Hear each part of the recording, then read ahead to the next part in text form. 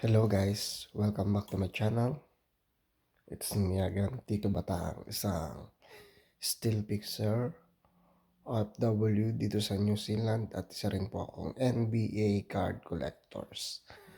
So for today's video guys ay i-share ko sa inyo ang aking 10 pieces na 90s NBA card. So sana po magustuhan nyo ang ating video for today's guys.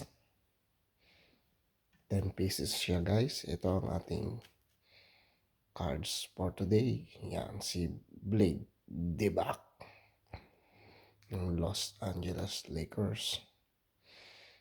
At si Tony Kukoc ng Bulls. Yan, si Blade Divac pa rin. Yan. Si Larry Brown, coach pala. Yan. Derek Strong. Larry Johnson. Derek Harper. Gary Payton. Si yan, Grant Hill yata to. Grant Hill nga.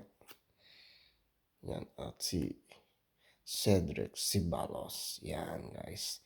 Ito guys ang ating 10 pieces na 90s NBA cards guys. So maraming salamat po sa panonood.